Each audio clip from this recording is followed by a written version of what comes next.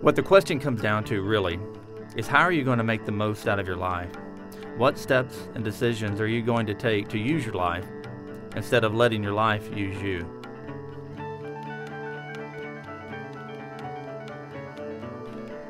And if a week were all that any of us had to live, how would you maximize it? What is the one thing that truly makes you happy? Our names are Gill and Francesca. We train full-time as endurance athletes. Do a weekly radio show. We own Charlotte's Running Company. And Bad the Bone Endurance Sports. We manage a host of training runs and running clubs. Write for running magazines. We manage 3 websites. Do corporate speaking. And we direct road and trail running races. The dog leaders are coming through. Go!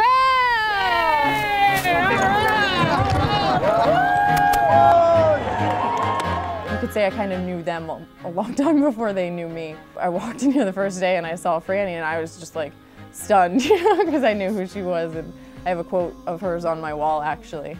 Franny and I train and race in ultra-distance events, also known as ultra-marathons. Anything longer than a marathon is fair game.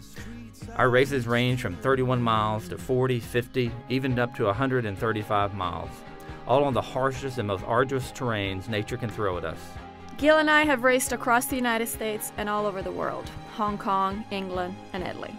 And the best part of the deal is that through the race, we get to see places most people never step foot on, places we would never have seen otherwise. We experience all of nature highs and lows, from snow and hailstorms to 135-degree heat. And most of the time, while in a very vulnerable position, meaning that we're only wearing shorts, a tank top, and if we get lost, we could be in serious trouble. This is not about being tough or crazy. Like I said, I just want to know what's out there. We race about 8 to 10 times a year. When I race, Franny will come and help and crew me. When she races, I do the same for her. It makes for a very interesting dynamic, as a couple and as athletes. Last race of the year, go for it. Just run. Should I take this? It's 4 miles. How long you do? I would. It's not gonna hurt, and it can only help. I don't see how they do it. He's stressed, she's stressed, they bang heads. Every race is like a bad Groundhog Day. We wake up way too early in the morning, we put on uncomfortable running clothes, ingest some not very palatable breakfast, and then we start running. We usually don't stop until either the sun is about to go down or until it has gone down and then risen again. One of the greatest things about ultra running is that most people don't even look like runners. Most are in their 40s, 50s. I've even met people in their 70s. A marathon is a long way, so think about doing 2 of those in a row or 4 of those in a row, while you're climbing over mountains sometimes as high as 14,000 feet. The truth is that we all have it in us, maybe in different ways, but we all do. What is this drive? Do we all have it? Is it, we're running from something? And they said, no, maybe you're running to something.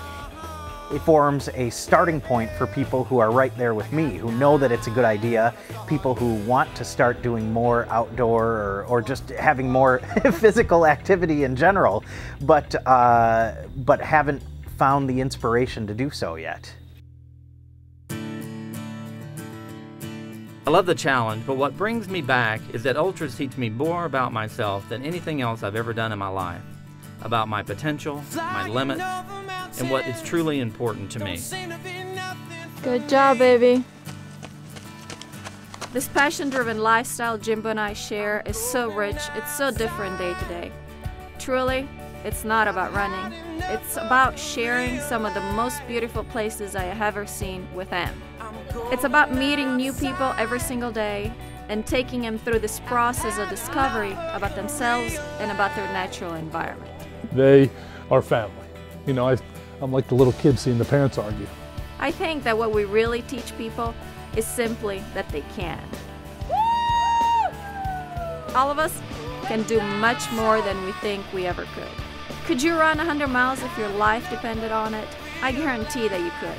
So, what's stopping you from trying it? In this world that we live in, I don't know how much physical labor like we have to do because we have all this technology. We live in a fast-paced world. Life comes at you fast. Sometimes, you just have to run for your life.